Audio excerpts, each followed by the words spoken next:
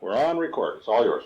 My name is Robert Briggs, and we're presently taking us the video here at 10 Elm Court, Sherwood Park. Mary and I, my wife, we have been living here for about 20 years now, and I'll backtrack a little bit and give you a bit of our family history. My father and mother were Charles and Mary Briggs, and my mother was born in Red Cloud, Iowa. My dad was born in Yorkshire, probably born at Hen House Farm, but actually he was registered at Upthorpe. And How do you mean that's where his birth was registered?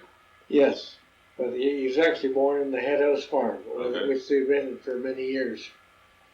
His family consisted of his sister Isabella Jane, Herb, and Andrew, and Charles. Charles was the youngest of the family. And when they were, at the time when he was 7 years old, the family decided to emigrate to Canada. And tell you a little bit about that. They had a steamer that took them over, was both paddle wheel and sail. So there is the exact date on that, but it's around over 3 weeks on passage. And there were a lot of immigrants on board. He was 7 years old, so he had quite a fine time running around below deck and above deck. So was it 3 weeks for them to cross the Atlantic? I don't know the exact date, but I am not positive on that. Yeah, no, it was 3 weeks to come across the ocean at that time. I think so. Right. They landed in Halifax and took the train to Chicago on I believe they call that the Intercolonial Railway, which was built before that. When they landed in Chicago, as far as I can know, they took a lake boat up to Owen Sound, Ontario, on the Georgian Bay, and they located in a small community called I better get this correct. Say it on the back there? I don't think so. I think it's a small village in Ontario, in the Georgian Bay area. Epworth was the name of the place.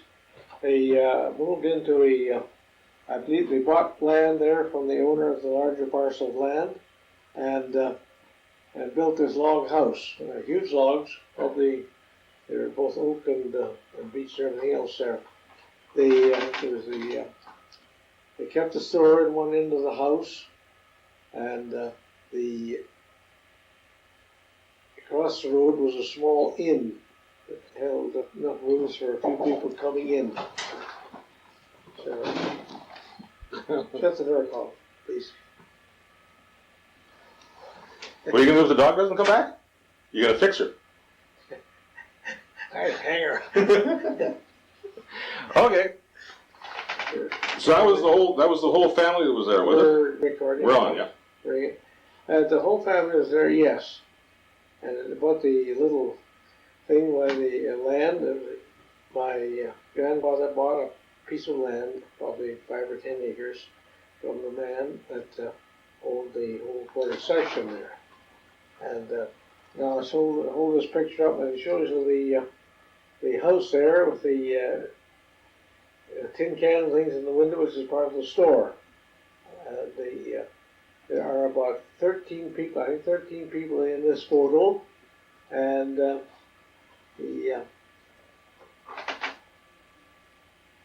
large maple trees are there, and this town's in Bruce County. Read the names off. My grandfather, Thomas Briggs, and Mr. Plows, that's the man he bought the land from, and Jane Ann Briggs in the wagon. That was your grandmother? Yeah. Charlie Matthews, W. Spencer, the whole hotel proprietor, I guess you call it a hotel even though it's small, that's across the road. Sergeant Collins, a big tall man with a very long rifle standing there. It was quite I'll tell you a story about him a bit later. Mrs. Spencer and Grandma Briggs, Mrs. Mrs. Thomas Briggs. On the fence were standing Charles Briggs, a Moore boy, and Charles Briggs. The story spot. He's my father. Going back to this, sergeant, they called him, big tall man. He lived by himself. That was the guy that owned the property. No, he was just in a log cabin there. He did trapping and so on. And I'll tell you a bit of a story about him. He batched. He came along to the store one evening and asked my grandmother to give him a dozen eggs. So dozen eggs, he cracked them into the frying pan, put them on the stove and cooked them, and literally covered them with cayenne pepper. Went out on the back step and ate the eggs. Ate a dozen eggs. A dozen eggs. He was a big man. And the kids used to have to pass by his place to go to school. There was a small school there. And one morning they heard an awful racket in the house. I think they went and knocked or talked to him. He was trying to catch a couple of cats he had in the house. A real fight, I guess. But the poor old guy, apparently nobody seen him for 30 days one time, and he had passed away in the cabin. All right. In the inn, while the people there would be coming up from Chicago area by lake boat to fish, and in a lot of cases, some of them would be shooting the wood pigeons, which are there in the millions around that area. They finally shot so many of those pigeons, there was none left, and they've been extinct ever since. Those are the passenger pigeons. Yeah, passenger, yeah, that's the proper name for them.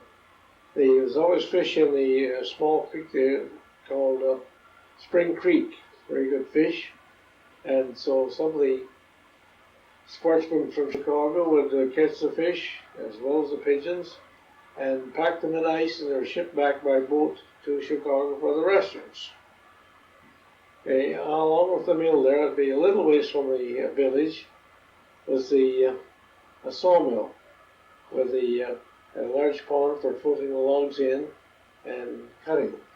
And I might as well add there too, the man who's running the mill was quite a man. He glued with fish glue he'd made up himself. He glued two 20-foot planks end to end, and they were so strong that the plank would break before the glue joint would give out. Now, that's the part of the ground there. I'll tell you a story about my grandmother. I believe that my grandfather would go out with a lumber camp around there, cutting trees down anyway. My grandmother was there alone one afternoon and had a small pen at the back of the house where half a dozen pigs were penned up. Heard the pigs squealing. So she went out there, and here was a big bear sitting in the middle of the pen with a pig in its arms, cradling the pig.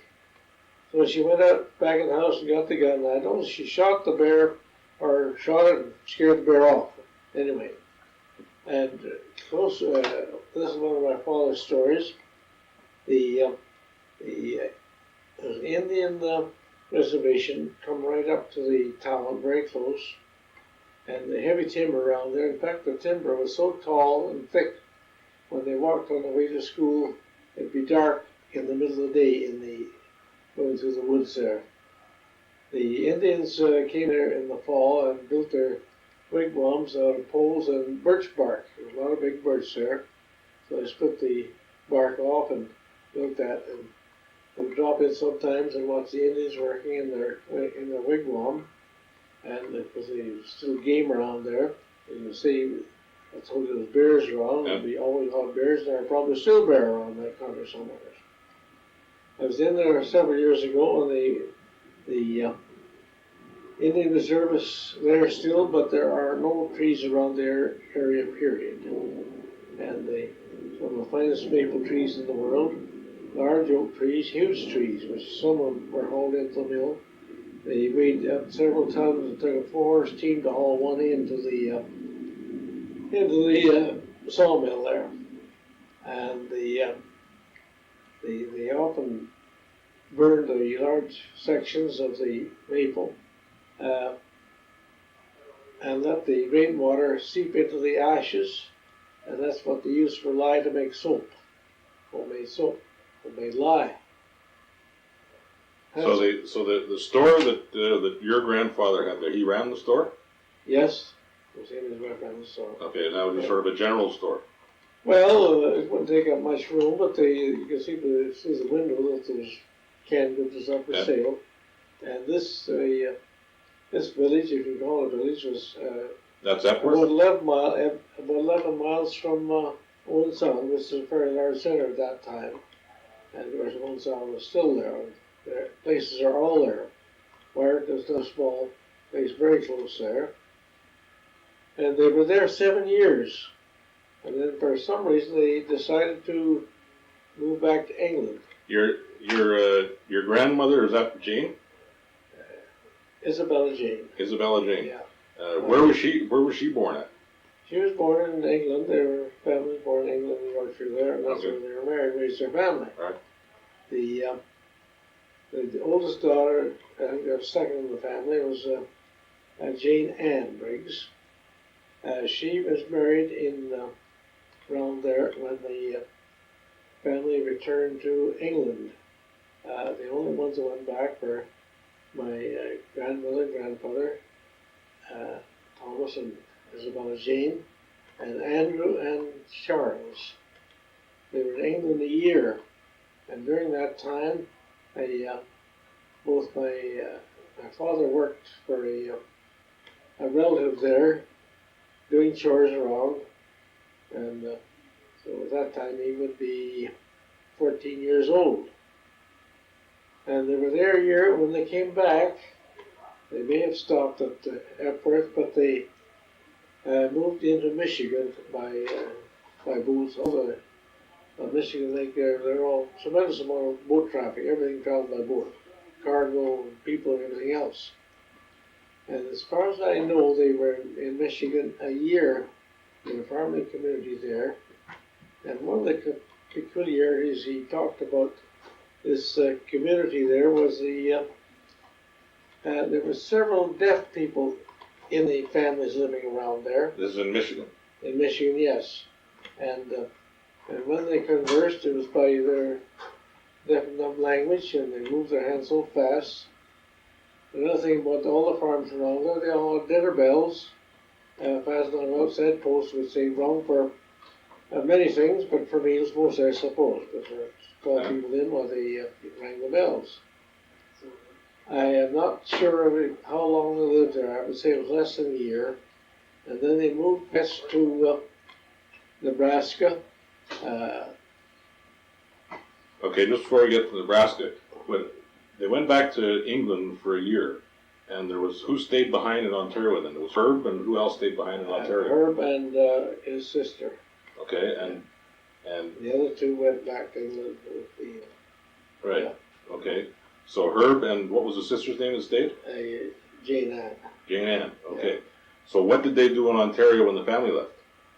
Well, she got married, and she was married to I think it was Iron Smith, and he worked on the boat trade and in mills.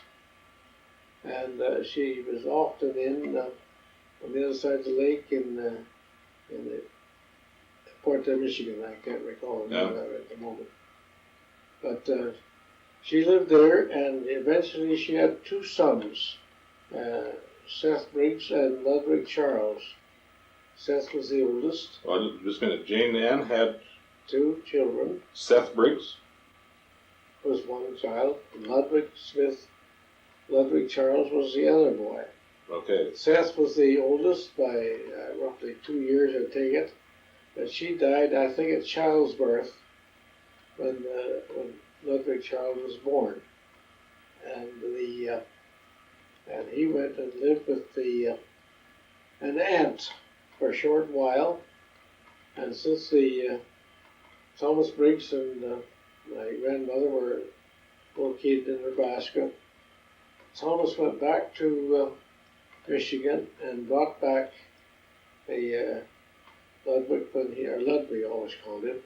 Okay, Thomas is your grandfather. He went back there and brought the child back with him. So he lived with his grandparents in Nebraska. And that's who you call Uncle Lynn? No, he was Your cousin? my cousin. Okay. Yeah. All right. I gotta think of the name of that. And so there was Andrew and Charles and my grandparents that went to live in Nebraska. Okay. So I'll start in again then. Ready to Yeah, go? yeah, let's go. You're on. They settled on a farm, they rented a farm very close to Lincoln. Lincoln, Nebraska, and the farm there, well, when they first went there, they all worked out. My mother and my dad, Charles Briggs, worked for a man's name of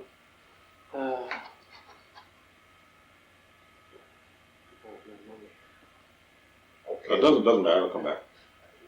Hawley. In Nebraska. Yeah. And the man Hawley had 5 sons, but his wife was dead, so my grandmother kept house and Charles stayed with her. And the story about the 5 sons was the old man, when they were growing corn at that time, and the rows had to be very straight for cultivating, so you wouldn't talk on a stalk of corn. So they struck out the land for plowing the field, or the corn planters. He would line his sons up across the field instead of using stakes. And another thing that he did there on the farm was he had a windmill, and attached to the windmill was a small corn to grind the corn. And in the evening, while they would switch the windmill on, and the windmill would run the corn all night. The hopper would be, so they have fresh corn in the morning. Before he put the corn in there, he would take it out in the wind and blow all the chaff out of the corn on a blanket. So he had good, clean corn. And along with that, they lived on corn. Probably they had corn 3 times a day. The cornmeal mush for breakfast. At noon, they had Johnny cake made of cornmeal. And the supper by the cornmeal for breakfast, they had enough over that they fried it for supper. That was the main staple. They had other things as well. And so what year did they go to Nebraska? that would be, they went to Ontario in 1970. They went back in 77. And they were there a year, 78, so it would be around 78 or 79 time they landed in Nebraska. Okay. Why did they go to Nebraska? They most likely went there because there were several other families there had moved from Yorkshire. Tommy Lee, John Lee, his brother, and I would take it their parents at that time, and another rather odd name, Tommy Duck. And some other Harrisons, who was a sister of the Lee family. And so those families were there, and they're probably since there yet. Okay, so they went. Why did they leave Ontario? I mean, they had a store there, and they went back to England. Did they sell the store when they went back to England, or did Herb run the store? Never heard the store, whether it was financial circumstances, or he was a farmer by profession, you might say, and it was very poor land around there. I think in Ontario, stony and that sort of thing. It grew huge trees, no doubt, but it wasn't his type of farming. Yeah. And so when they went to Nebraska, they rented a farm, had a fairly new house on. I'll show you the picture here of the farm in Nebraska. And the house, in one picture I have, is fairly newly built, because the shrubs are very tiny, and the later one, the shrubs have grown, because they were there over 20 years. And you can see with the buildings, they had good buildings, granary there, but looks like our corn cribs, I think, are in there, because they raised a lot of corn. And for horsepower, they always had mules. They have had some horses. Yes, they had horses later. But when my dad got married a few years later, he had a team of cream-colored most likely Suffolk Punch horses, All right. which my mother said was the most beautiful horses she had ever seen. Is that right? I get a little emotional sometimes. But there were several other English families living around there also, as well as in Lincoln, Nebraska. And there's you might say, a small suburb district there called Council Bluffs. And at the present time, Council Bluffs has been absorbed by Lincoln. And I know the one family there by the name of Ruff. He looked after the gardens and the Wyuka Cemetery. What's the name of the cemetery? Wyuka. And my grandmother had cancer, and when she died there, she's buried in, yes, the Wyuka Cemetery. Okay, so that's in Council Bluffs. Well, no, it'd be more likely in Lincoln. Okay, so she's buried there under the name of Isabella Jane Briggs. Yeah. Okay. The farm, they raised a lot of corn and cultivated with mules, and single mules on a cultivator. And quite often in the spring when they're putting that in, they would carry a little bag of watermelon seeds in a pocket. And every now and again, they drop a few watermelon seeds in the corn row. In the fall, when they're harvesting corn, well, they always had ripe watermelon for a drink. It was refreshing, eating a fresh watermelon.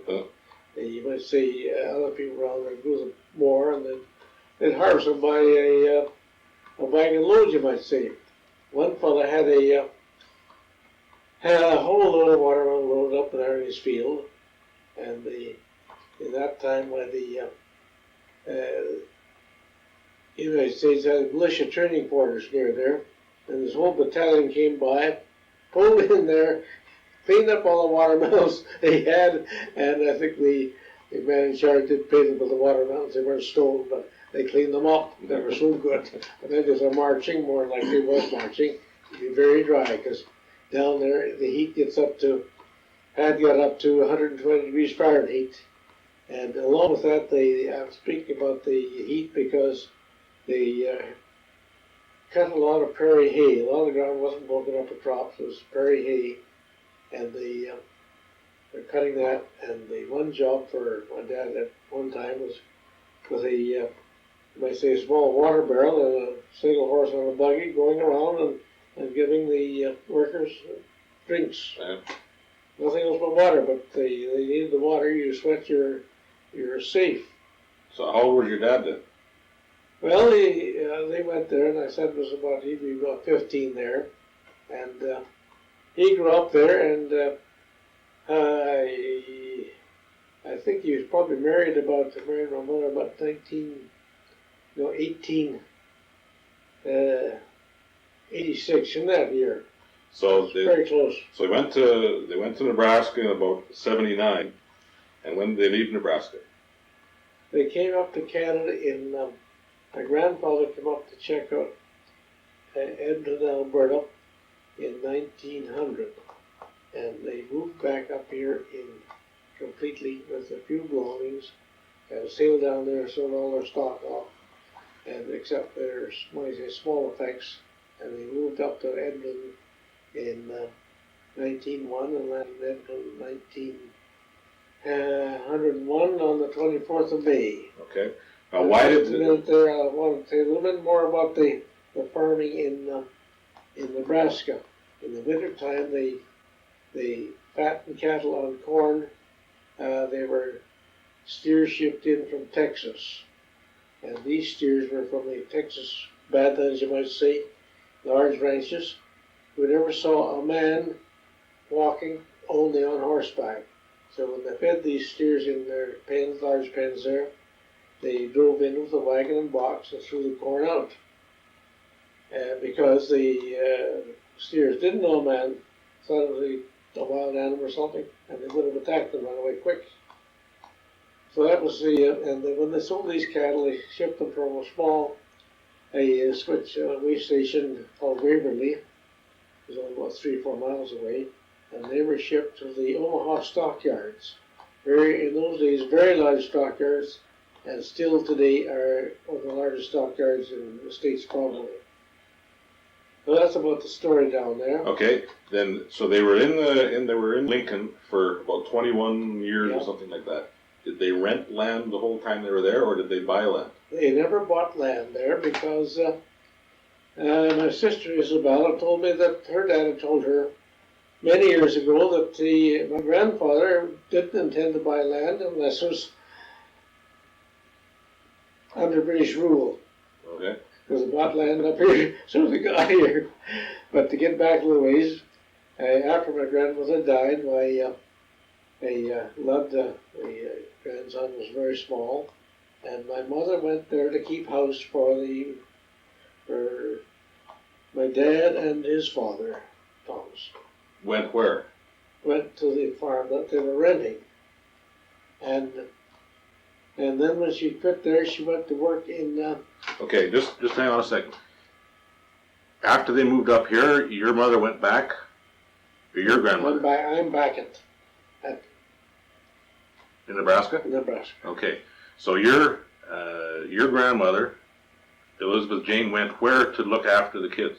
My Elizabeth Jane died of cancer. Okay. So they were batching there, the dad and his father and the grandson. So she went there to look after them. And who went there to look after them? Your? My present mother.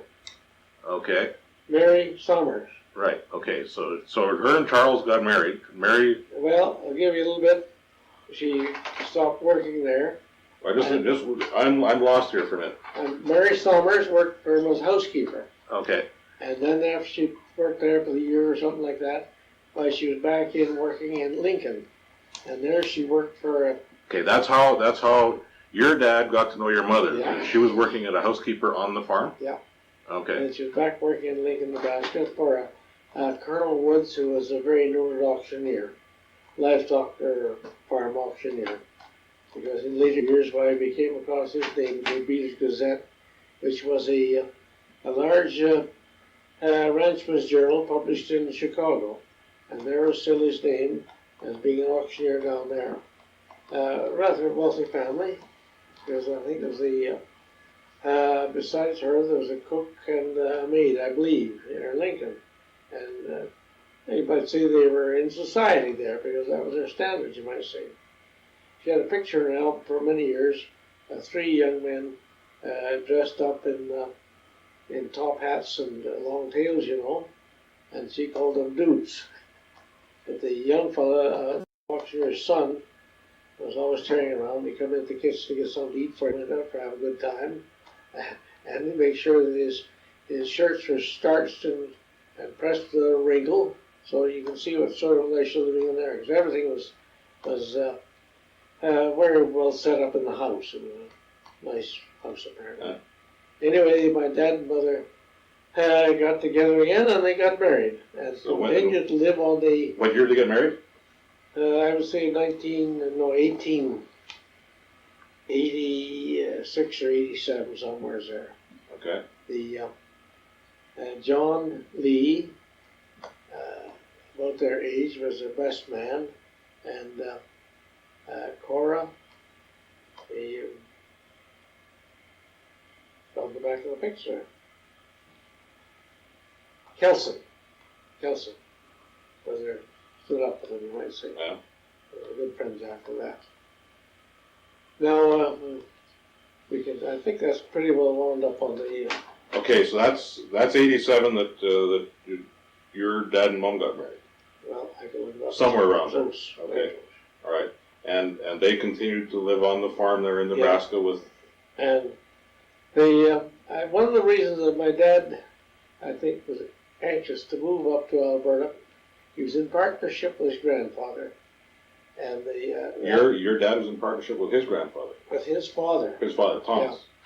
Yeah. And they had 3 children, Walter, and Ralph, and Isabel. And so the living conditions weren't that happy with, so they decided to sit out. But my grandfather decided to move up to Canada with them, which didn't improve conditions any, but they lived together.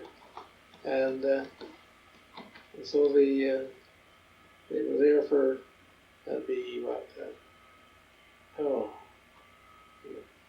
about 5 years probably anyway. And now we'll go ahead with the trip up to. Well, just before we get out of Nebraska, it was when they moved to Nebraska. There was your grandfather and grandmother, Thomas and Elizabeth Jane, and Charles, yeah, and Ludwig. Ludwig, yeah.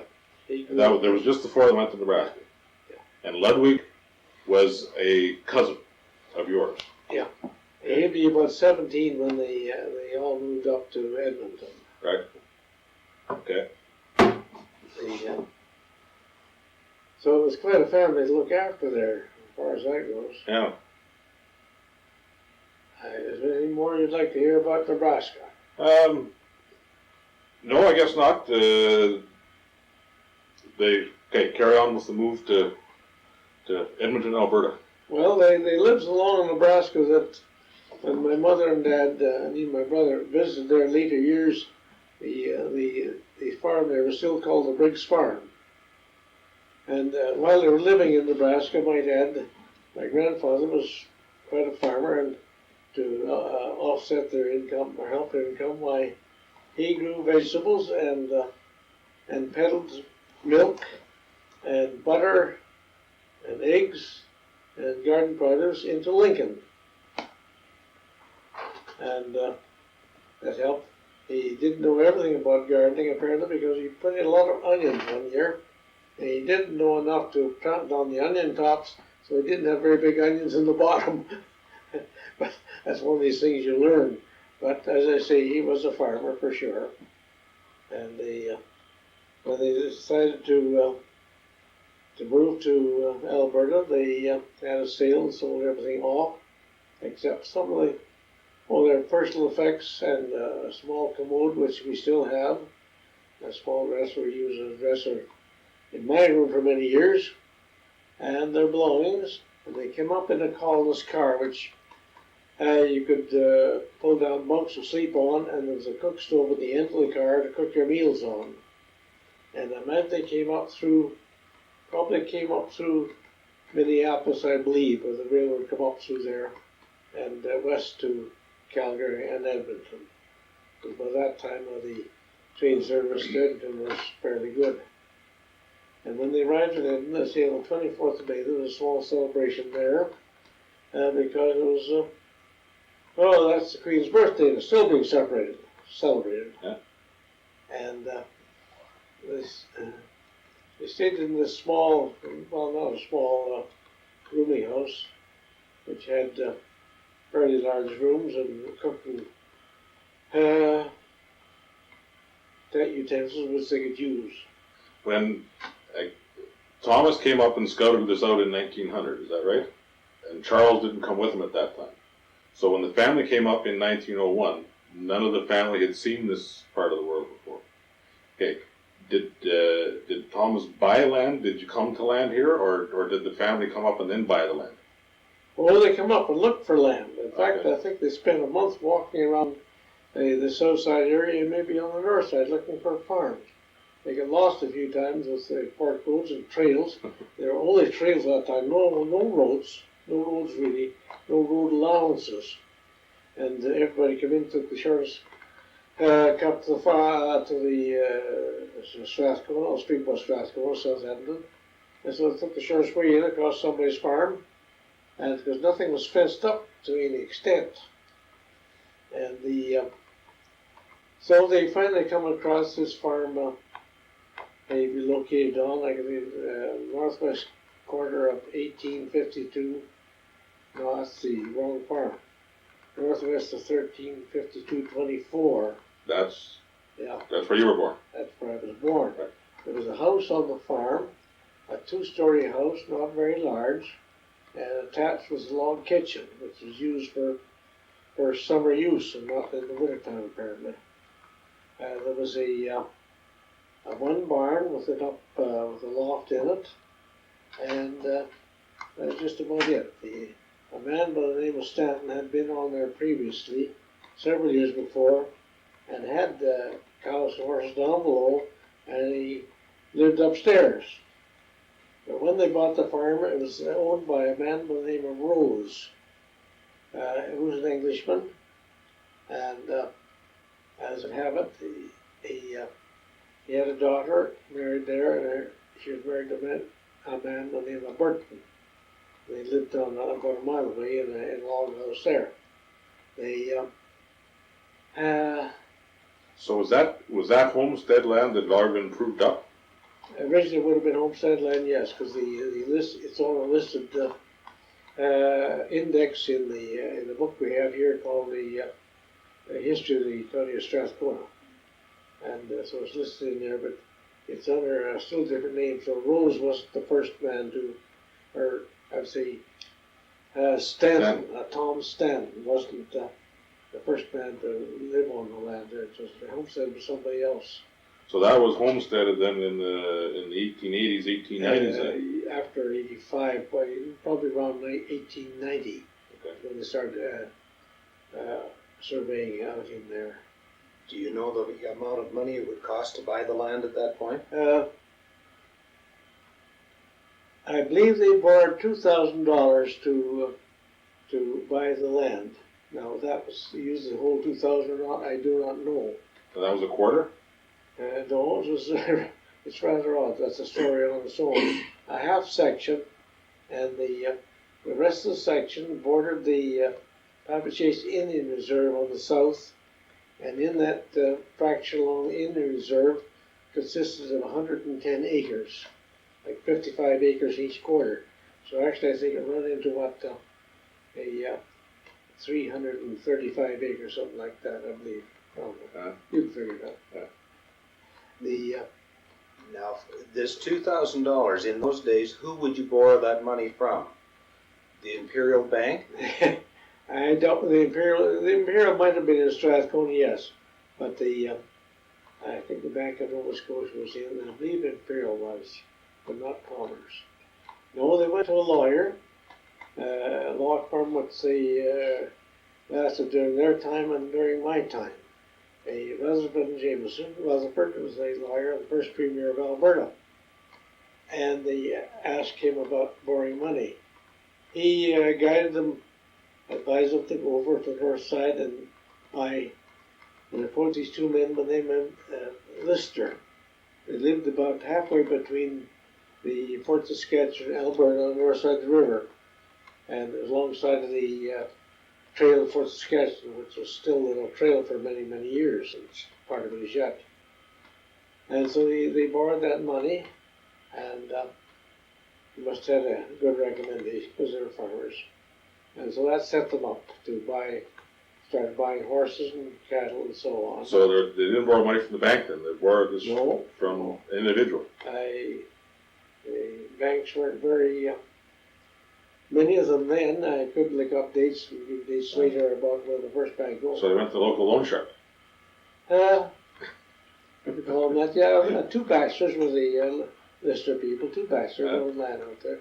Probably glad to get rid of the land, but they want to go someplace else, which a lot of people did when they came to Edmonton area. They might stay a year or two, but they weren't happy with where things were when they moved on back in the States, out to the coast of Oregon or somewhere, you know. It's a common occurrence. So they borrowed $2,000, and you don't know how much of that went to the land or how much went to supplies? No, I don't know, but I imagine, well, they came in the spring, and so they got some crop in that year, but it was a very wet spring, so everything was late. And they had no well on the place at that time. So they got here on the 24th of May, and they had a farm within a month? Yes. Okay. There was water every place, and the road that run from Strathcona come up east of Strathcona, and from the Y Road, it's the main road leading east. The Y Road was called out because the roundhouse where the train was Y there to turn the trains around on to go back to Calgary. So Wide Road name still exists all the way east for roughly 15, 20 miles.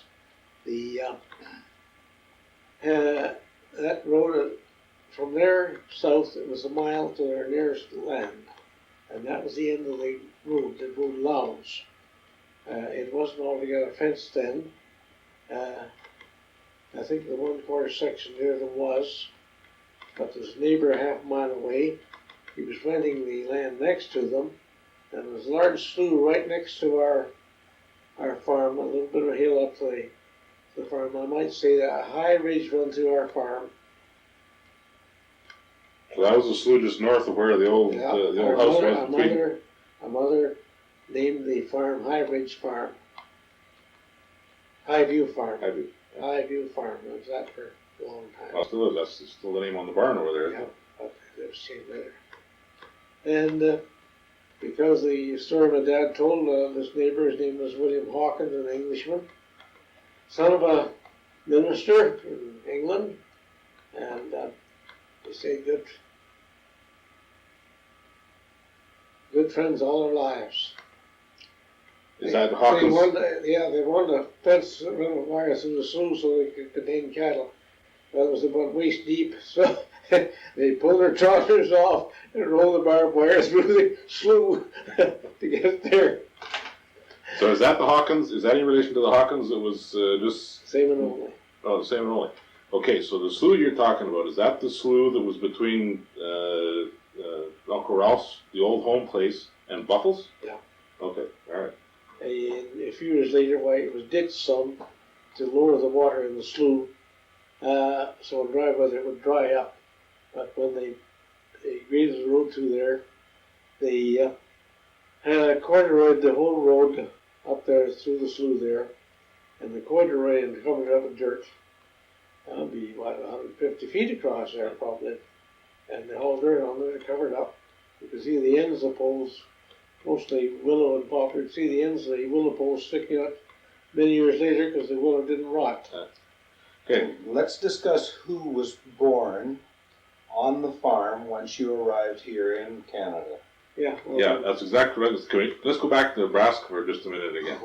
Was there any, like you said that my great-grandfather wouldn't buy anything unless it was in the British Empire. Okay. So that was the story I heard, but he didn't tell me. Right. Were there any Briggs down there that became American citizens? Were there any Briggs born in Nebraska? Yeah, 3 of the children were, yes. Walter, Yeah. Isabel, and Ralph. Ralph, yeah. And the other 2 was, 3 of us were born at home on the farm. On the farm. Okay. So then, neither your father nor your grandfather took out American citizenship, or they were landed immigrants. It's kind of a story. I think it was pretty wild out in Nebraska in those days. You know, it hadn't been. In fact, the West was still Indian territory, you might say. And in those days, they weren't too fussy about getting you registered. I think we voted in all the elections because they were used to voting. Nobody worried about it. Right. And I might say before Dad around Nebraska, before he got married, yes, he worked on a telegraph line and helping set the telegraph poles for one summer or 2 anyway. And to show you how rough it was still apparently in one of the small towns close there, they caught a man robbing a shop or stealing or something, and they hanged him to a telegraph pole, and that was it. Frontier justice. Frontier justice, for sure. And Andrew, he was older than Dad. He was married there. He married an English lady from the name of Jenny Scott. Okay, now Andrew is one of your dad's brothers. Yeah. There were 2 brothers living there, finally at home, and then they moved up. While they got married, he rented an adjoining farm. Okay, when did Andrew come to Nebraska? Well, he came in, and Charles came west. Okay. And I think my grandfather and Andrew worked on another farm And so my dad was youngest, he stayed with his mother and worked for old man Hawley, as they always called it. Okay. And that took over a year before they got on to living together as a family. Okay, but I understood when I asked the question before, who moved from Ontario to Nebraska? It would have been Andrew and Charles and their mother and father. And Ludwig, or did Ludwig? Well, that's later. He came along later. Okay, all right, okay. Now, not your question. Okay, now let's discuss the three that were born here, which would be Ada, George, and Robert. Yeah. Discuss that. Were births right on the farm at that time with a midwife? Well, no, I'd say a doctor came out from Strathcona, and the lady living next door, you might say assistant, yeah, a neighbor. Her name was Izzy Fulton, an English lady. You better keep your questions in mind so I keep talking. Okay, when the And house, now I'll just hesitate a moment. They had very bad luck when they moved on the farm there. A year later, the oldest boy, that's Walter? passed away from I believe it was diphtheria. Immaterial anyway, and at 6 years old, he passed away in January, I believe. It was so cold that practically probably 3 or 4 people turned up to the funeral. Some were scared to go because there might be contamination and get sick, but they couldn't do anything about it. So what year did he pass away? The first year there, it'd be probably into 1902, probably. Okay. All right. Okay. What did the house? There was already a house on the home quarter there. That's the house they lived in? Is that the same house that I remember seeing in? Part of it, yes. You would have seen the house. You would have been in the house because the kitchen part. But just to fill you in right now, in 1912, when they had a sale, they moved off the farm. And this time they broke up the partnership because my grandfather moved to town. But I can fill you in more there later because there's a lot of history there yet too. Yeah. Pull that picture of Grandma and Grandpa, Don. Introduce them, Dad, would you please? Okay. Well, he was just talking about the farm. There's a picture of the farm. That's new. There's older ones. Yeah. There's older ones. Get the older ones. There's that one right there. That just shows the granary in There's a better one than that. Ada was born by that time. It would be about 6 or 7. I think I've got an exact date on it. You know, then found the date of their marriage date in the archives. there. Is. Yeah, so it's in there. I can look it up. Okay, so he married a second time to He whom? married Ladies. a widow lady by the name of Keeler.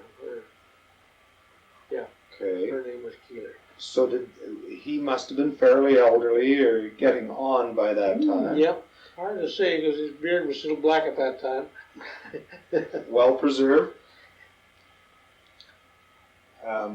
Okay, talk about this farm picture, Dad, then. This one. Yes. Yeah, this is that's something I can pin. Well, the point, that's where the grandfather's house got moved over there. Turn And, it around. I just thought about it. Yeah. This is a picture of the farm many years later. I took it myself when I was probably about 14 or 15 years old. I climbed up the roof of the house so I could view the whole farm. The one barn with the lean-to on, it was a cow barn, which was originally the first barn built on the place, first building on the place, because the man lived upstairs and his cattle horse down below. So that was Rose that built that, or Stan? No, Tom Stanton. Stan. Okay. Now, he may not have built the barn even because he was second on. And the big hip roof barn there was built by my dad built it. In probably 3 or 4 years after they were there, Him and a couple of his neighbors, That's the one just yeah. there. Okay. It has no cupola on. The story there. I came home from school one day, there had been a windstorm, a very nice cupola on top. Here's this mess of lumber laying in the middle of the yard, and I couldn't figure out what it was, where it come from. Here's the window blowing off, and it was never put back up. It cracked apart. So, like, what happened to that barn then? I don't remember seeing that barn. The hip roof. We tore it down after the new one was built, because the other one was built right next to it. Oh, okay. All right. Okay. But I'll give you a bit of lumber. And in the same picture is the well, the original well that they had drilled there. And the little building on the corner was my grandfather had been married a second time there and lived in that house for a few years before he moved away, but for the sale. And we moved it over, used as a workshop for various things. Okay, so they moved. There's one other long building here, and I'm assuming that this is the machinery shed Machinery shed. over in the corner. Built in 1926. Okay. Now, I'll show you another picture here, which is taken in the other direction of the same yard, and on it is a small frame building. That was the garage we built for the Ford car we got in 1917. That's the one right. That's the one building right in the front. And next to it, to the left, is the large granary, which certainly has a history. It was built to hold grain. It had 4 bins, which each held 2,000 bushels of oats, and the center drive, which held another 4,000. Was that enough storage for what the farm produced pretty well in those For years? a long time, it was, yes. Because it wasn't until about 1925 that we bought an additional field granary or stay-bought granary to hold the extra. Okay, there's odd outbuildings here, a large chicken house by the look of it. Well, the chicken house was probably built very soon after they started farming there, and it was stayed there for many, many years. So they cut down the size and put it was used.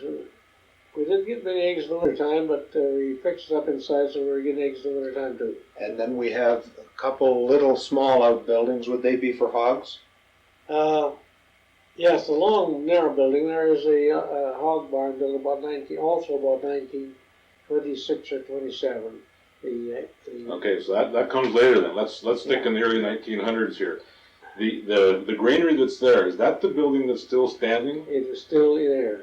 You saw it. Yeah, you don't have to go walk through it. The nail of it. Yeah.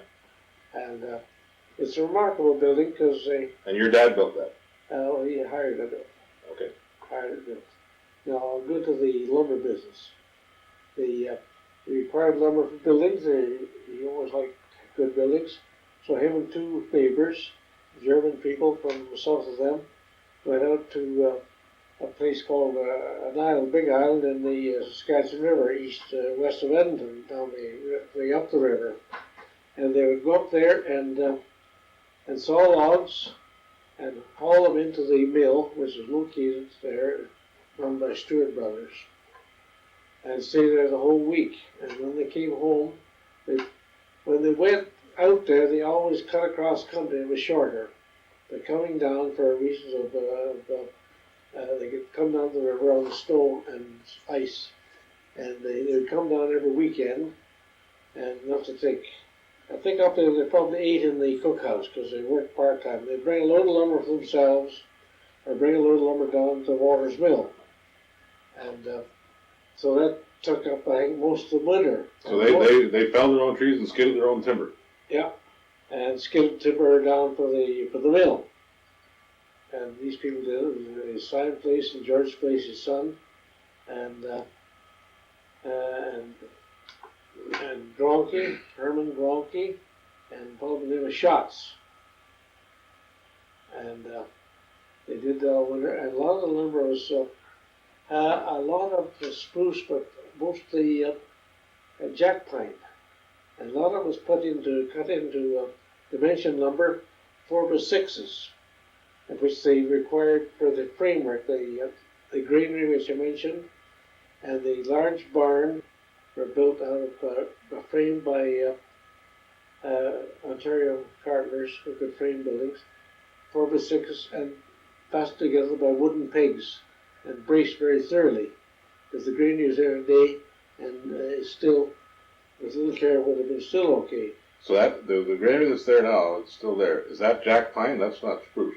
Jack pine. That's pine. It was sided up with the at least 10 to 12 inch boards and battened with 4-inch battens, and shingled by with very second grade shingles, which were no more than probably 3 inches wide.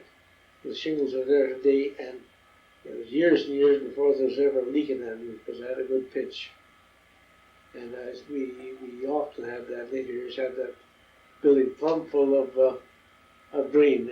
Not all wheat, but mostly oats, and a lot of wheat and barley. When we're around this area of about 1912, briefly discuss the sale of the farm and then getting it back. Well, we're still on the subject of granary. The question was asked at one of my district meetings lately if anybody knew of a drive-through granary in the county of Strathcona. One of my friends spoke up and said, I think the Briggs is the only one. For years, though, we had a bank of dirt built up at each end. We drove up there, and since all the grain was thrashed into sacks, they were dumped over the edge of the bin into the bin. Imagine filling those bins up with the 2,000 bushel sacks. That was a fashion, cotton sacks, which held 100 pounds of wheat and 125 or 20 pounds of oats. And it took an extra crew to haul that in and dump over. And in later years, probably about 1925, my brother Ralph, around 1920, figured that was a little bit stupid to be doing that. So we cut big doors in each side of the granary and made a driveway, a plank driveway through. It went in level on one side and probably about a 3-foot drop on the other side. And that lasted for years and years and years. So that's the way we remember seeing it, Yeah. is with coming straight through. Okay, why? Just curious. I mean, you haul it in sacks and dump it in sacks, and then you probably put it in sacks and take it back out again. Down to, into the bin. Into the bin, but Yeah. then to get it out of the bin, you probably put it back in gunny sacks. Oh no, Oh. oh no, they weren't so dumb as that. Every year after the bins were boarded up with 6-inch boards, which were probably 4 feet long, 8-inch boards probably. And when the bins were all filled, we needed grain. My dad would drill 4 holes in one of the boards inside of the space and tackle the board on, or stuff a sack in, keep them running on. And he built a little bit of a slide about 8 inches long with sides on, and a little bar across the bottom, which you would, and the slide in, and you'd fasten the sack around like that and hold it. Pull the slide and fill your sack up just like that. Nothing to it. But the reason for not leaving it in bags during storage time would be because of mice problems? Oh, mice and everything else. You couldn't pile them outside. Did you have rat in those days, or No was rats. it just mice problem? It'd always be a mice problem, yes. And when we hung our empty sacks up at the end of the season, like there's always extra cotton sacks, we'd hang away on a rope up the top of the ceiling. Because those bins were I think those bins are 12 or 14 feet high, at least 12 feet high. And so we drove through the barn, the driveway there for many years. And you shoveled the load with a scoop and grain scoops, which were easier to shovel into the bin.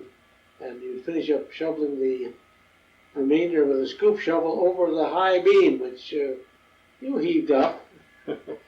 But it was very safe there, and we got out. Okay, so from 1901 to 1912, there was your grandfather living on the farm. Yeah. Your father and mother. Not till 1912, no. Okay, Because of but breaking. to start with, okay, there was Thomas, Charles, Mary, Jane, your mother. Yeah. And Not, I'm married. Mary. Yeah. Okay, Mary. And Isabel. Uncle Walter had passed away. Yeah. Uncle Ralph. And in that period of time, Aunt Ada, And George and I. Uncle George, and you were born. So But then, in the interval in there, probably about 19, I looked on the exact date, my grandfather remarried and built a separate house to live in there, and which was later moved and used as a garage. I helped move that and changed all around. But let's see, so did he move into town somewhere along the line then, or uh, they decided to break up the partnership. the partnership was your dad and your grandfather, My grandfather. Thomas and Yeah. Charles? So they had a sale in the fall. What year was that? 1912 or 13. We were down at probably 12, I would think. Trouble is, there's an old sale bill kicking around for years. Some cut the top off. There's no date on it. But I think I haven't seen it. It's probably 1912, I think. Okay, what caused the dissolution of the partnership? Any idea? Well, my grandfather was getting older and been their wish for a long time not to have a partnership because it was no good. And in the meantime, they often had a hired man throughout the years until, well, for many years actually, they had a hired man. Okay, so in 1912 they had a sale and they auctioned everything off? No. Yes, I would say they auctioned everything off. That cut everything clean. They may have been the odd thing that they saved out of it. They didn't even save any horses. But was the auction sale in conjunction with the sale of the farm No, during the heist? Well, that triggered it. I forgot that triggered it. You see, in 1912, there was a land boom around, and they were selling quarters of land, even selling 30-foot lots right across the road from the house. And so a real estate company got together with them, and they sold the whole farm to the real estate company with the provision that they would be paid as the land was sold off. Well, the first to be sold off was surveyed into 5-acre blocks, 5 or 10-acre blocks, was the northeast corner, and that was called a Fairhaven subdivision, named by my mother, and a considerable amount that was sold off, and Okay, which land would that be today? kind of had a This whole is what you and I Yeah, are okay. looking at is the ad. Oh, okay. Sold 80 All right. acres there, you see. Yeah, gotcha. 80 acres. Okay. Yeah, that was 80 acres. And so they got some money out of that. And enough, I guess they kind of figured that time it might continue, but the boom bust. And I don't know what triggered it. Well, they had some money, yes, because they got some money in out of that. And I don't know what triggered. But it was all at the same time, so I'm assuming that it was in conjunction. But you see, grandfather had moved away 3-4 years before that. Okay. And, To Edmonton then? He must, well, I wouldn't know. I guess he moved the time of the sale, that's right, yeah. He moved the time of the sale. That gives them all money. He went to town and bought a big house with a small house in the backyard, and they all had money. Like that. So he was still living on the farm when you were born then? Oh, yeah. Yeah, I was, between 3 and 4 years old, we moved. And then in 13, I guess, the folks decided to take a trip back to the United States to see my mother's family, because all her family was down there yet. She had a whole 4 or 5 brothers. And so that took up the whole summer. I think we left at the end of school term and didn't get back till we were going roughly 2 months. Pretty close. So when the farm was sold then, where were you guys living at? Oh, we're still living there. Okay, so you never left the farm? Not just at that time, but very shortly after. Because we rented a place down the Y Road at the corner of 75th Street and 76th Avenue. 10 acres there. A large house and a barn. And so we were there 3 years. And that's when they went to the States. They had sold all the horses. In the meantime, as soon as the horses were all gone, he bought a team of drivers from Joe Bishop. Okay, so this is 1914 now. 13. 13, okay. Roughly, you see pictures of horses, team of drivers, black riding horses, you'll see pictures right there. Yeah. And so that was their, had a Democrat, I think probably had the Democrat before that, because it wasn't brand new down there.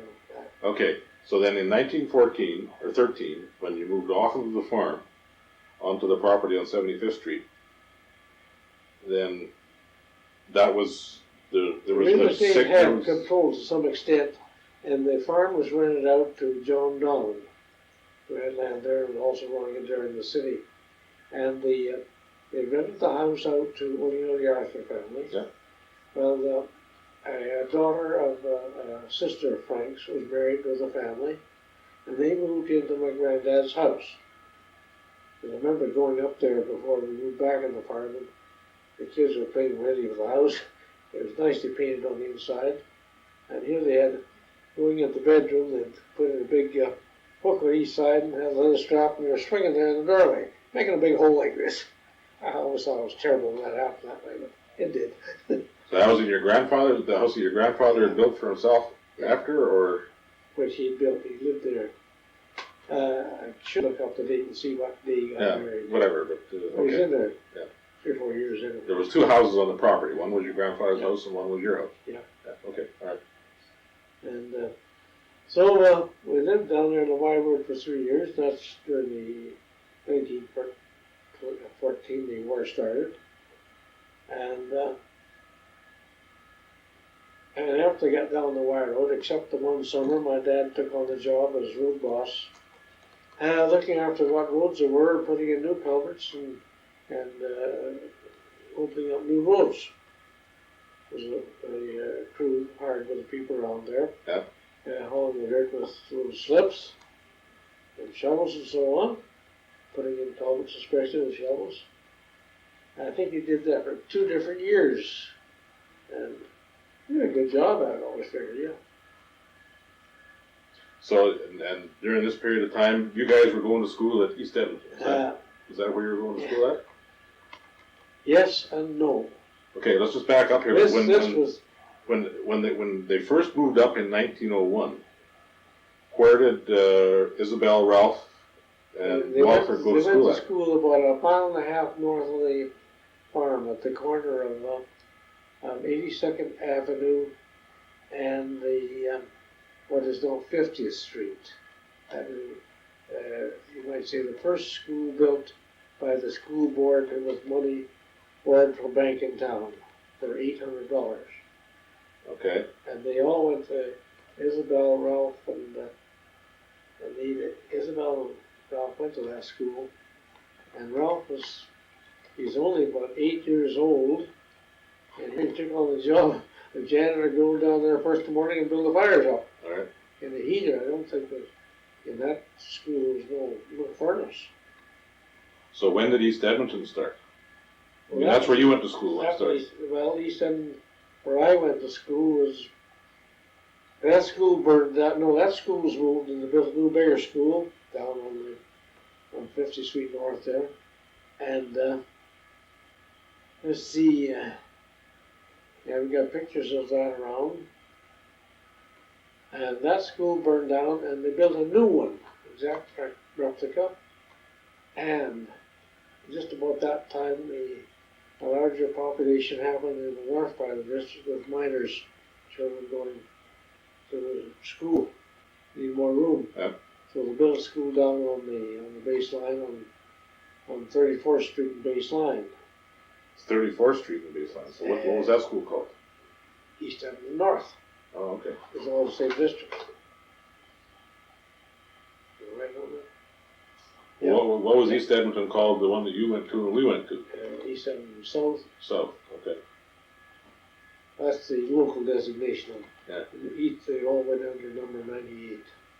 That it was, yeah. And so he went down and was that young.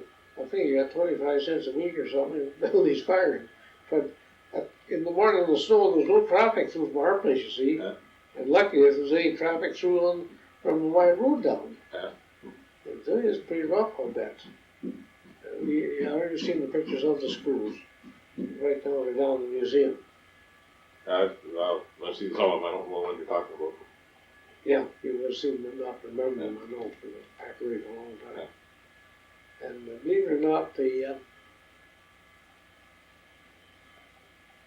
opened up the school there. We were talking about where the kids went to school and on the Wire Road there. Yeah. Well, for a bit, they still went down there, and Miss Johnson was teaching there. And then we were only half a mile from the King Edward Park School. So George and Ada went to King George Park School. King George or King Edward? King George Park. Okay. No, just a minute. That'd be King Edward King Park. Edward. Yeah. They had a 2-room school there, 2-story, 2 rooms. And they went, and then soon, it only went up to grade 4. Ada went on in another half mile in the city, part of the Ritchie district. Ritchie School is still on the Wire Road there. And Isabel and Ralph went into King Edward. They, at the time, they weren't worrying about it because people weren't coming more around. They charged them after that. Yeah. Sure, you know where you're going before they all got up here. Alrighty. What's what you want? Andrew Briggs and his wife Jenny and 2 children.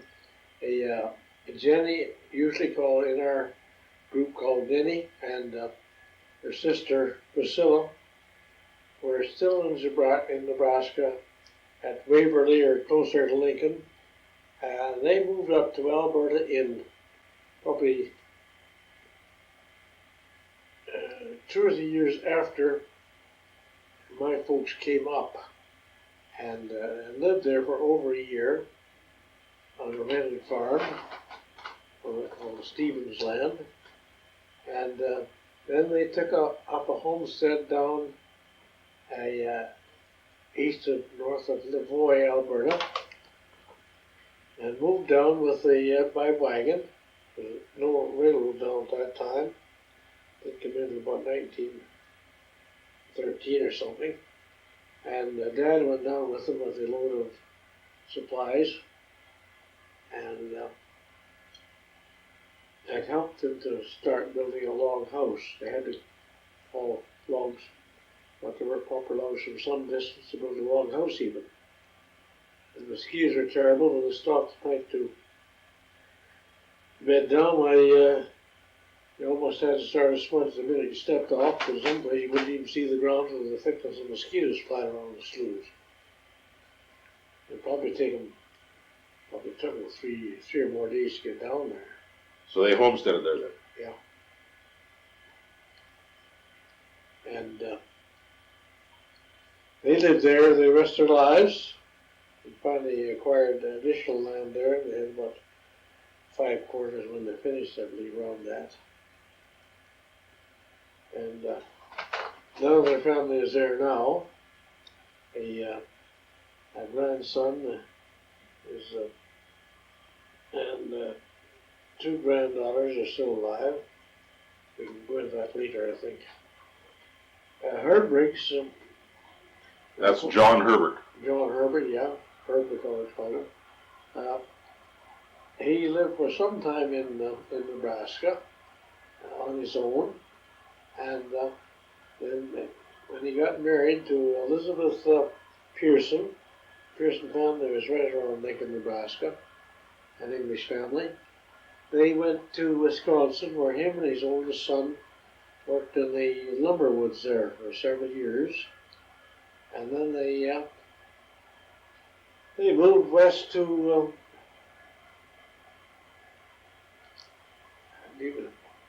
Alvin was the name of the station, but it must have been in Colorado. I don't know. But they only stayed there a few years, a small amount of land and under irrigation. And then they moved up to Canada and settled in west of Innisfail, a place called Dixon. Stayed there probably a year or 2 and spent one summer traveling around with a covered wagon looking for land that they could buy. At that time they had some fund, they had been working. The gentleman was, his son was with his dad, Herb. He's located on land about a half section, about 7 miles east of Innisfail. And they stayed on that farm there till they both died. Both Herb and his wife, Herb and his wife and his son. Elmer. Yeah. Okay. You were people died off first. And Elmer never married. No. Okay. All right. What was Morris doing all this time?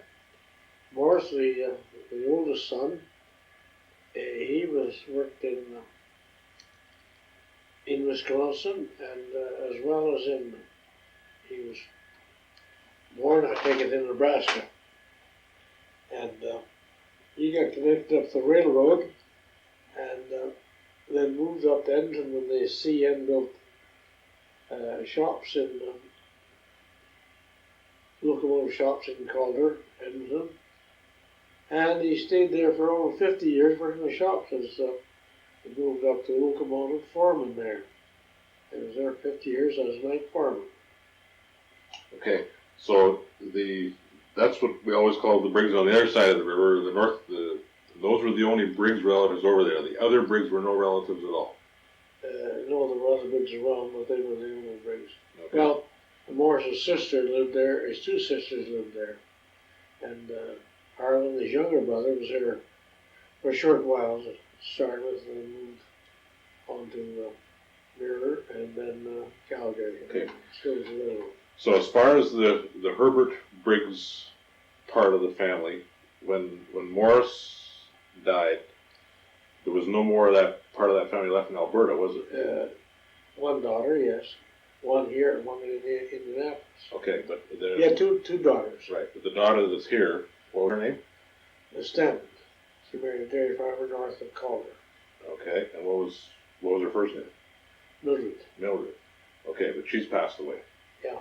So the only surviving. No, just a minute. Briggs, I was talking about Briggs, but Morris had another sister, Bessie, married to Ernest Anderson, and he was also a railroad man. And her daughter still lives in Edmonton, who is Hazel Hall. I see. Okay, so then, as far as the Briggs go, the only Briggs left with Briggs names in Alberta are all descendants of Charles Briggs. Andrew's family is all, whatever's left of that's part of the family. No, there's still in Andy. Seth Briggs had one son, and he's worked for the power company in here east of Zarway, Consort, in there somewhere. Uh-huh. Yeah, Andy Briggs. Andy. He's the youngest son of Seth Briggs. He's one of twins. He has a sister. I see. Very nice guy, redhead. Okay. All right. Never met him. I only met him once. I see. Okay, so that brings us the Briggs family into we're going back to where we were talking about before, into the 1914, 1915. Yeah, that's what we got. You moved off of the farm, and then you're moving back onto the farm. And I'll tell you a little bit about the housing there, because before they left the farm, they built an addition onto the original building there, and a 2-story frame, and it was only, you might say, a skeleton frame with no roof on, and it wasn't finished until they moved back in 1913, I guess, it must have been 13 or 14, in 1914, I guess. That's when you moved back. Yeah, I moved back, and I'll tell you about the circumstances there. My grandfather's house was there, unlivable, 2 bedrooms in, so the kids of the host, and then brothers George and Ralph, they lived, put the bedroom down in the granary, which was a good solid building, waterproof, and that took all summer, let's say, to get the house finished and plastered and painted, and it was a large house. Okay, so then the old house that I remember, and that's, Front of that one. okay, that's this one here. Yeah, that's it there. Okay, We built this, finished this, you might say, well, really built it. And the bathroom and pantry were put on this side, okay, and the veranda was built on the front. okay. I don't know if we can see that or not, but that's the house there, that's the original part. Well, what year is it? You know, this picture be taken in, taken after 1934. Well, it's taken from an airplane. Yeah. Probably 35, 36 was built in there. So that's Ralph's house there. Yeah.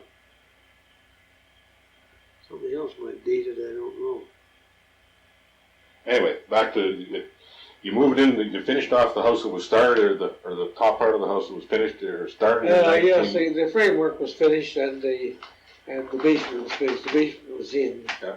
And they finished the basement off and a furnace put in. And flooring was all done. And the veranda put on the back of the house. But it wasn't until maybe 24, 25 before a veranda was built on the front of the house. Okay, so the house was finished off then, and then Ralph and George, they moved back up from the granary, did they? Oh yes, we got that all straightened out. That was before the grain came in. And So what were the circumstances of moving back onto the farm again then? Did they buy the farm back, or just not get paid for it when it was sold, or? how'd that be? Okay, You said they'd sold it to a real estate company, or a real estate company had taken it over. not to the straightening up with lawyers, but it got all straightened out. But they still they probably owed my grandfather some money. I don't know. In the meantime, while we're on the Wire Road, he bought a quarter section way out there north of Ardrossan. Your grandfather did? Yeah, no, my father did. Oh, okay. And they rented to people named Johnson. And we drove out there once when I was four years old probably, with our driving team, and spent the night out there and finished up the business. We drove back. And it was quite a trip out there as far as I was concerned. And I don't know what year, when he got that called the Walker place, the people in Edinburgh Walker, and it was bought from the people's name was Johnson, but he bought from a Walker, a Frank Walker, who was a considerable farmer out there from Prairie Sound, and was one of the early MLAs, this sort of thing. And it was many years later. And when he got that paid off, I think that cleaned up their finances pretty well. And it was pretty rough there for a while because they just didn't have, they were buying machinery. All machines buying up, wagon, mower, rake. All the stuff you sold at the auction. Horses, and everything else took a lot of money to buy up. Right. Okay, so along with, like, 1914, 1915 is reestablishing the farm. Yeah. Okay, so then from 1915, from there on, that is the Briggs homestead there, or the home place. And that's where sort of everything grew from around the area then as far as the Briggs land. So Charles, your dad farmed that land, from 1915 until the time he passed away. The only thing I might mention there is when we moved back on the farm, we were able to get the telephones were coming in, and we had a telephone on the Wire Road, and so we got a telephone there, but they had to go in. What year was that? The year they came back, I guess. Yes, that would be 1914, I suppose. They had to go in and haul out the telephone poles, and they were quartered away over in the old Hudson Bay warehouse across the river there, part of the old fort. It was a bit interesting. And they hauled the poles out, and the the provincial government had the lines, and they come in and put the poles in, They strung the wire and put the telephone in. So from then on, we had a telephone always. And the same year, 1916, in 1916, I believe, we had been going into the south side and picking up our mail in a post office box in Strathcona. And in 1916, they put on a rural route for 3 days a week, Monday, Wednesday, and Friday. And I had a man, a team of horses, and the Bosie hauled the mail there for several years.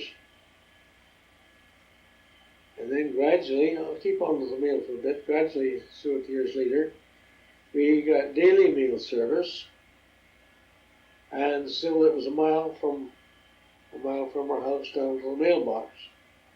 And we had a mailbox in partnership with our neighbors, the Harry Fulton family, and that continued until 1927. So you had to go down to the Y Road then? Yeah, a mailbox. And it was during that time that we started shipping milk to dairy, so the mail wasn't such a problem getting. Somebody was always hauling milk to dairy. We hauled cream first, and then later it was whole milk. How often did you run to town with that? Well, the cream ones, so often you could keep it around, but we made butter for a while, and then well, wherever you got the can for, we probably had 5, 6, 7 cows at that time.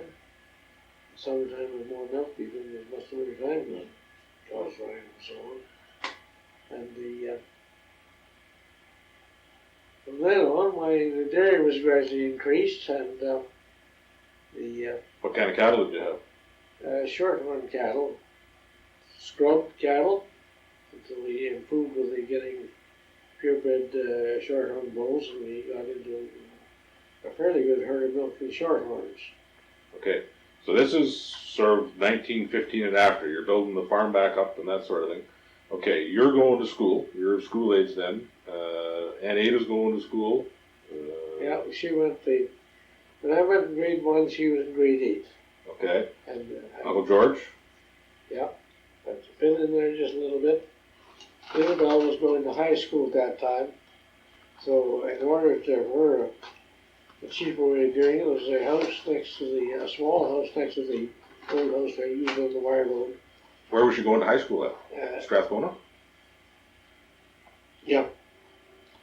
So the two of them there went and batched in this shack, Who? Which two? Ada and Isabel. And they both went to, Ada might have been going to Rutherford School in grade 8, I believe. Because she was in grade 8 still when she left East Edmonton. So they batched her for 6 or 8 months, I guess. And the next year, they're both in high school.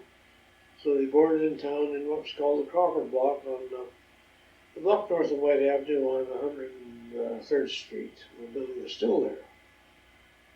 And that's the first time I ever switched on an electric light.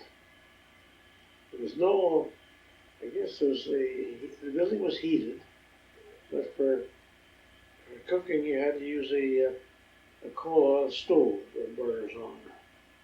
And one of them there had a large one, quite large, elaborate coal oil stove. They just had a 2-burner, could get 4 burners. So that was when you were in grade 1 or grade 2 or whatever that they were in there?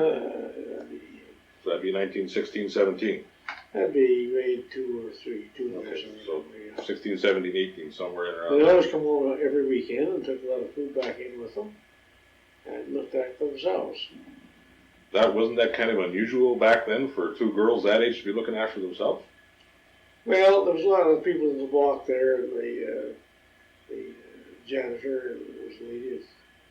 There weren't that number of rooms there. It wasn't a huge rooming house. Yeah.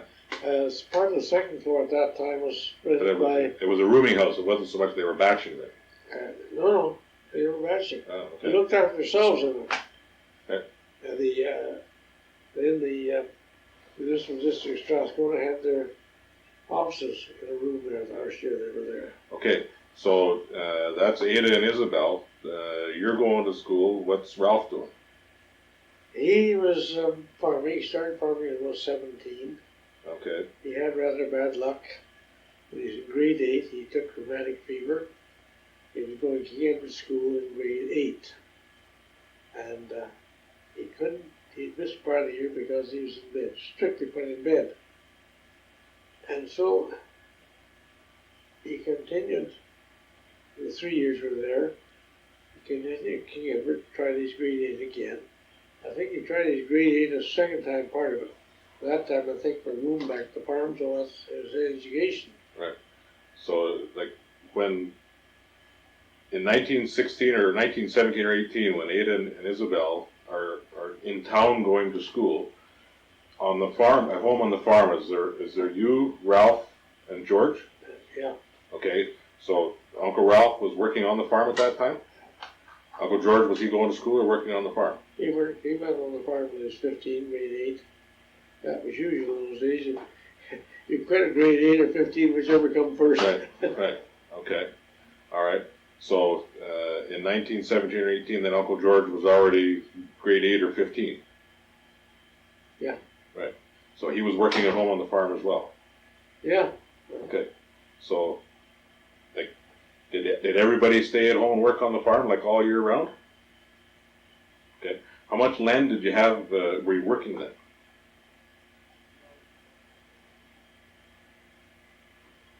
Oh, a lot of land that wasn't broken up. I don't know how much we would have had.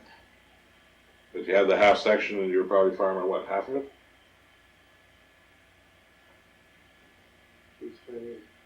It'd be probably 125 acres. Yeah, roughly okay. speaking, yeah. All right, so you're, We broke up a few acres every year. Yeah. 5 to 10 to 15. all right, okay. Huh? Oh, you wanted to get that up, that was a good blow. My first connection with World War was when the family were talking about war. 4 years old. You don't know what war is. Well, they said they were fighting. My idea of fighting was we must have lined up opposite each other and we're having fist fights. That's all I knew about fighting was, you know. Yep.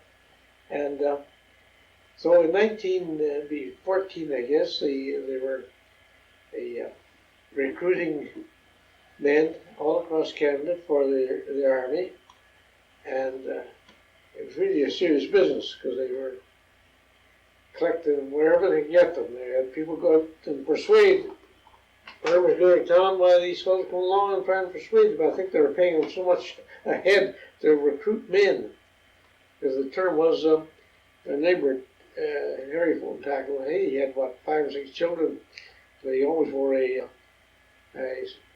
military Stetson hat, you know, that was usual for those days. And he was tackled by one of these guys, and he told him, well, he had so many children he was farming and so on, so that kind of settled that. But they were around asking people to join up.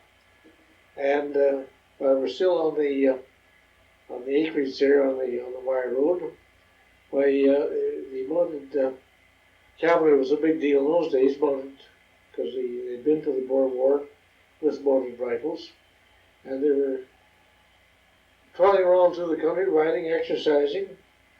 And one guy lost his gun, apparently, and wrote a rent one day and come out of scabbard, so he lost his gun. And they're carrying kind of a box underneath their arm, was rattling. Somebody said, well, that's where they kept their money in. It's kind of a army issue purse, I suppose. I don't know at that time. And so there was a lot of action. And then we went to town one morning, I should say. The one regiment, I think it was the one popular one that most of the people around were joining up, was the 163rd. I believe the 163rd. There were 2 regiments. I think that was one.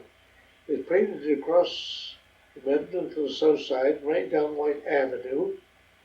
I suppose my idea would be, over 100 men or something like that, and most of them in uniform. A few didn't have puttees on because they hadn't been issued yet. They were in the long khaki pant. And what caught my eye was here's the officer leading the parade in front, and he had I suppose his son marching with him, a boy about 12 years old in full uniform too. quite a sight, really. So you wanted one of those uniforms? Yeah, oh, sure.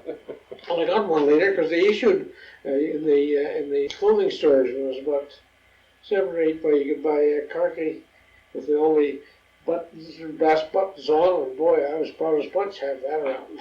I remember striding down the road to the neighbors to show my coat off, barefoot.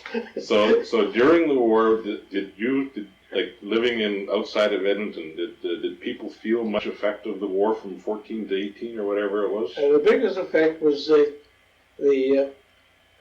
those who joined up. I would say in our district, I could name off names, people I knew that had gone overseas. Overseas was the term, and we knew most of them. And we were going to Sunday schools. 1 or 2 would come to Sunday school. One fellow had a uniform on, the other one didn't. He had a ticket hanging on his overcoat which said he had joined up but didn't get his uniform yet. And so that was, and a few had turned down for flat feet or some reason or other, hearing, eyesight, and so on. And so that was a large difference. All around us, it didn't affect so much in a way. There were probably 6 families around there. The families were probably 8 or 9 in a family. And had lots of them, and some of them were English people, had been out probably 4 or 5 years for farming. And some families had 4 people go. One Scotch family, the youngest girl, was teaching the school. She was the first teacher I had. McLean was her name. And the 4 of her brothers went. The Inkster family, they were part meaty. And 2 of those went. The others was a Johnny. So as far as like there was no shortages or hardship or anything living through the First World War. I don't think there's any food stamp. No, didn't with that. Because people were living off the land at that time, and our poultry and eggs went into the stores every week. Cream went in every week, and so that way I would say not really short. On the farm, you might say it didn't affect us. No, I shouldn't say that because sugar became a shortage towards the end. You couldn't get white sugar. You could get 100 pounds of, we often bought 100, well not all, usually 20s of sugar. And this time there was 100-pound sacks available of brown sugar. And that's, you had to take the whole 100 pounds. And we had that and used brown sugar instead of white, which you soon knew how to use. And the only person that got candies was the Pavey Candy Company, right in there next to where the 2 girls boarded at the Crawford block, a Pavey Candy Company, right? Pavey's, yes. And they had all kinds of sugar. A neighbor of ours, Joe Bishop, had shares in the company. He never lacked for sugar. It was a bit of his downfall because every time we went to the store, he'd come up and fill his pocket with chocolates. He had diabetes really bad later years. It killed him. Retribution. Well, yes.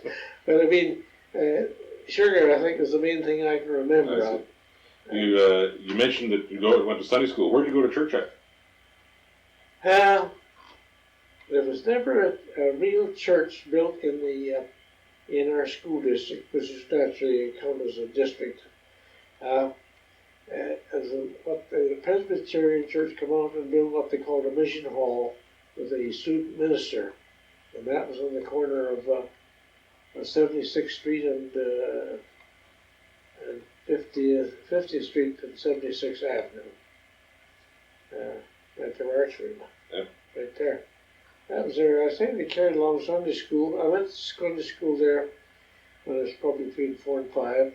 So were you guys Anglican or Presbyterian or? My father's family were probably Anglican. My mother, the church in the States would have had a different name. But she was very interested in always getting to church if she could. And we'll get around to church things in a minute. And so our first Sunday school was a Presbyterian Sunday school with student minister. He came along one day on his bicycle from, we were living in the wide road then, his bicycle. He put George on the back bumper, he put me up sitting on the handlebars facing ahead. Just sitting on the handlebars, not too comfortable. Went along fine until he had to put his brakes on. I was straight ahead, got a mouthful of dirt, and I mean dirt. He pulled out a white hanger, and wiped up his face, and went on to church. No broken teeth, though, nothing. And they had held a church service, and after that, by the church service for two groups, one a little bit of the might say kitchen on the back, and the other in the bigger room. How come the minister had to come and drag you to church? Well, we were going to walk, yes, he came along and picked me up and I dropped me. see, okay. This wasn't the first issue. I still remember him teaching a Sunday school class, my age group, about Moses. And, no, who was the one that had who was it that had the slingshot and killed That was David. David Goliath, yeah. So he picks a piece of coal like that out of the coal scuttle sitting there and folded his handkerchief and dipped it in there, tied the top of it, and showed us how that was a sling. I still see that painting. It's the first thing I ever saw. Nice. Sling. So that was quite a notable lesson, yeah. And for evening service, the one night, maybe often, he brought out what we called a magic lantern. That's the first picture I'd seen. It was slides. You've heard of magic lantern. Yeah. Well, he showed slides, and not particularly, it was hideous in a way. He showed slides of children suffering from hunger in Europe, and they're still doing it, right? Yeah. Well, he showed those slides, starving people, and then a few scriptural slides. And then asked for your money. No, he didn't charge me. No? No. My dad had seen one down in the United States where they come up with a moving picture. Yeah. His memory of that one was, always stayed in his memory, he enjoyed telling it, a little kid eating watermelon. And he had eaten watermelon and spitting the seeds out, and just a string of seeds coming down like that. But down there you learn how to eat watermelon. Yeah, right. Yeah. And now, of course, you can buy them without the seeds.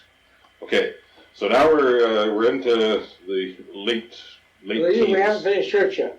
Okay. We haven't finished church yet. For church services, everybody was religious by and large those days, no communists or everything else.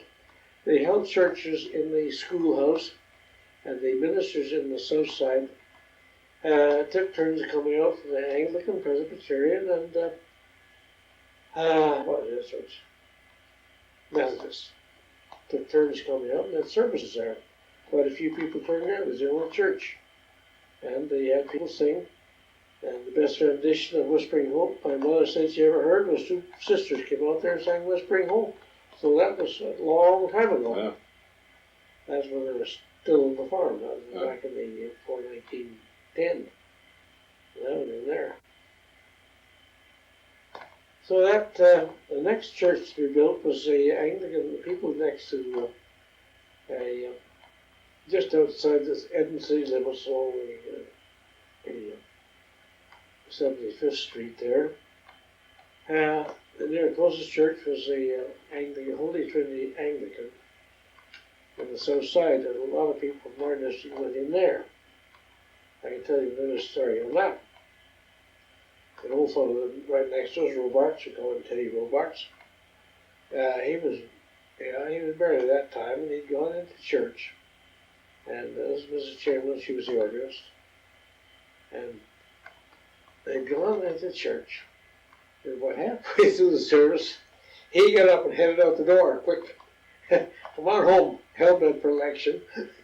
And he'd forgot to turn the big heater off. And figured the factory was so red hot and would take fire. He was a very strong conservative. He must have been a good Anglican too. He was from Ontario. Never had any children. Okay, so let's leave the churches behind now and get No. Still more. no more. Yeah, I told you the Anglican people built a small church called St. David's Church on 75th Street. The land was donated to them by the Inkster family, who were original people in the whole country. And they donated the land. There was a nice little church there. And they had a gas light, a little pressure tank outside. And they had light inside so they could hold evening service. And the Archbishop, Bishop Gray of Edmonton came out and consecrated the church. They used an old house to set the story, but they also built a nice little cottage rounded roof on it for the main part of the church. Very nice little thing. One little round glass window you had to have. And we went there to Sunday school and occasional church service. With Mother Earth's church nearby, we went, and the homes next to us, the family next to us, were Anglican, so we all went together, went to Sunday school or something time. And I was surprised when Sunday school service we went to, the minister, he found out what my name was, I guess, and he said, I married your cousin last year. I looked at him. You never married my cousin, I'm sure. I couldn't remember it, you know. Here it was. He'd gone out to Ann for Briggs Lavoy in the middle of winter and married one of their daughters to whoever she got married to. Oh. I guess Rachel maybe. I don't know. It's one of them. He had me buffalo. He'd married my cousin. And so I think everybody kind of supported the church because I know they came around to us. A couple of the people, they slayed and team that winter, and we often had frozen chickens because we froze them, killed the old hens in the fall, and frozen were hanging in there, so we gave them a frozen chicken, which was very acceptable, and other people gave them some vegetables and so on, and so they had enough for a church supper, which was very popular with most of the churches. No, we went there to quite a few services. And because we know the people go with a regular service. Yeah. Yeah. So that's that pretty well on the churches. All right, let's we covered the war and let's move into the 20s. We'll get back to farms and living conditions on the farm later then. Yeah, well, we can talk about that at the same time. I guess what I'm still interested in is the farm and like what you did on the farm and who did what. Did you guys all stay at home on the farm? What do you want to do now? What did you say you wanted to do? Well, I'm just talking about what was going on in the 1919, 1920 to 25 sort of thing. Who was living at home? When you get your first car? Or, yeah, who we'll get did into what? that. We got our first car in 1917, a Ford Touring, for I think $550, something like that. They had been a little bit cheaper. And we kept that car in 1925, running as a car. We kept it a lot longer. We bought a 1925 Dodge Touring. Very nice car, reliable. But we kept the car. Well, it wasn't used most of the first year. It was sitting there. And then the elections coming up, and Ralph's friend was running for MP for Ottawa. And they came along and wanted to rent the car and use it to electioneer with. And there's the car sitting there, touring car, blue in color, and they took it to town and had it fixed up with side curtains, which were usually only buttoned on. They put rods in so you could open the side curtain with the door, pepped up the motor with the new valves in it and so on, and in good running shape. It would no starter, but it would crank the starter very well. So they used that flexibility all the way up to as far as Kalmar. I think his district went as far as Wetaskiwin, I believe, yeah. So it was used, and then so it brought back and was sitting there again. This is the touring car, or the old car, or the old one? The old touring, yeah. This is the But the new 1970s? car, it was standing out in the open there, the chicken house, but the new car was in the garage, of course. Okay. And so we all figured we were sending up to the dairy, things were getting kind of hectic getting there, so we sawed off the back half of the car and put on a little box about 4 feet square, 4 by 5 maybe, a single, he bought a 8-inch, 10-inch board. That's the only thing he bought for it. And Alan put a rod through the end gate, so we hauled the milk to dairy in that. Previously, he had been hauling it in harvest time, take the back seat out of the Ford, and put a platform in where the back seat and the foot space was, so he carried 6 cans, ours, and neighbors in on that, which was the sure speeded things up. Save a half a day with the team out of work, but it took half a day to take the milk in and get back.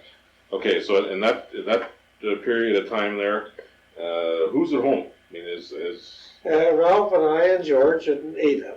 Isabel was teaching school. Ada had gone through grade 12 and was staying at home.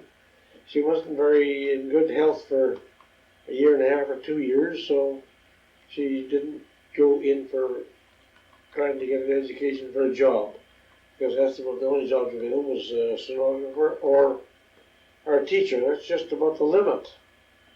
And so Ada helped with the running of the house. She helped a lot with the garden. She raised the chicks for old hens, setting hens, and so on, handled all that.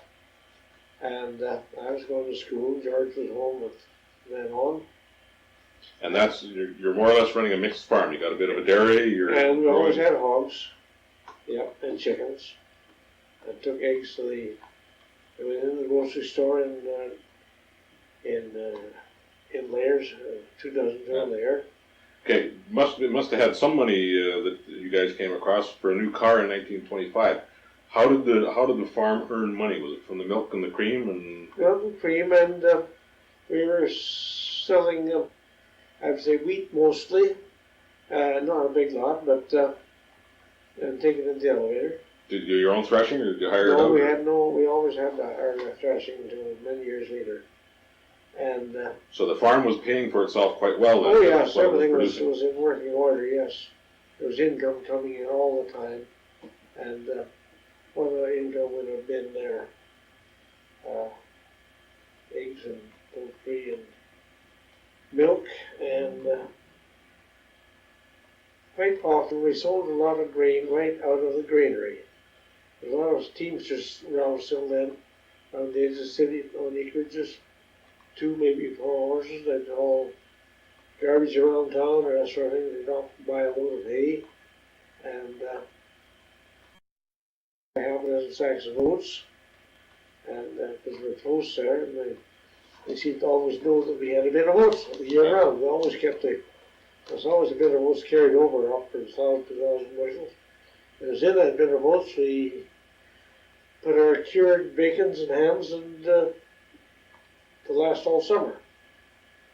We butchered 3 hogs at least in the spring before it got hot, and cured the meat in barrels, and salt brine, take it out and dry it and hang it upstairs in the back bedroom, which nobody was using, and dry it, and put twine in for hanging it, and then put 2, 3, or 4 pieces in a cotton sack and dig it into the grain, into the oats always.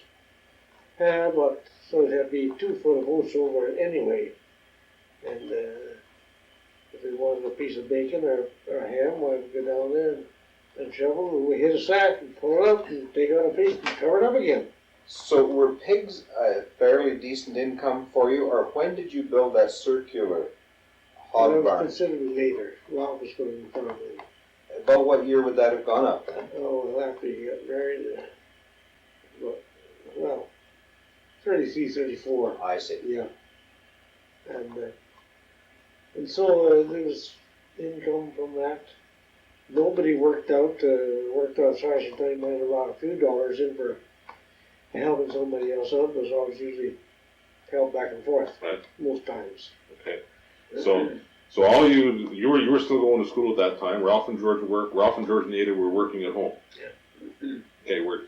Did your dad pay them a wage, or did they just sort of part of the family farm, or how did they live? Well, we gave them spending money. Ada raised about 20 turkeys one year, and eggs. Yeah. and that was sold at Christmas time. That's the only time you got rid of turkeys, and I gave her some money. She got a wristwatch for 1 year, I know. Well, the watch but took a little bit of other things. And at Christmas time, I always had money given for this, that, and the other, but we saved our nickels and dimes where we get all of their candy and so on, but our clothes and that were always paid for. And every year my dad would give Ralph $1,000 check at Christmas time on the Christmas tree. That was usual. And George gradually got up with 500, was a while before he got up with 1,000. I didn't get up to 500 for quite a long time. And so that was about the system it managed, because there was money coming in rarely from the milk check. That was regular money from what, 1915, probably 16. And then on, why, there was always a dairy check for carrying money, and that's what the major part of the regular money come from all the time. Because the milk cows year round. Was the farm, was there a regular program on the farm to clear land every year? Did you tackle a 5 acre or 10 acre?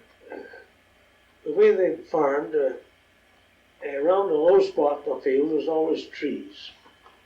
And as the farming enlarged, but there was less water moving around. And there's little patches of trees. So in any field there was, why, there was probably a swing in the middle and a few trees kicking around. And you want to square it up, why, it took us several years doing it, but pretty every year we had a small 16-inch breaking plow, fairly good. We'd put 3 horses on and you chop the roots. And we'd break up to 2, 3, 4, 5 acres. And on that day, why, it was kind of Dad and Ralph. Ralph did most of the planting, and after a few years, he did most of the planting of the farming, really. He did all the doing that sort of thing, most of it. So there was quite a bit of cleared land on this. Well, yes, yeah, Really? all the way across, I had a mile. Okay. A mile, yeah. Even the little field in the southeast corner was no trees on it, so it was broken up. It was always in something. And we used a lot of, for several years there was a good demand for Timothy hay, so it was usually one field put into Timothy hay seed. 15, 20 acres. If there's enough moisture, it was a fair crop, but Timothy was, and we were able to sell Timothy hay to the teamsters in town. As well, we keep Timothy for our own horses. So it's prime Timothy, why, and probably a load or two sold down to the dairy or somewhere around town. And so that made extra income always. And for 2 or 3 years there, when I was probably about 6 or 7, Ralph would be 20, 21, why, he hauled into a lot of livery barns, a load of straw. And that was probably only $4, where hay was going up $10, $12 maybe. Straw was no price at all, really. It was hardly. He got something out of it, so he got some money out of that. He probably kept that. So there must have been one farm account, and then the Christmas bonus check just came into the. There was no farm account other than Dad's checkbook and cash. Yeah. Except that, this way, we always had a little extra income. We didn't spend it. During the latter years of the war, the government sold victory bonds. That was the name, victory bonds, to raise money, and he bought a victory bond for each of us. I don't know if he bought any for himself, I don't know. But when those victory bonds come due, I don't know when that'd be 19 or 20. You can probably check it up because I still got my original bank book. And the date will be in there when I put the $50 in the bank.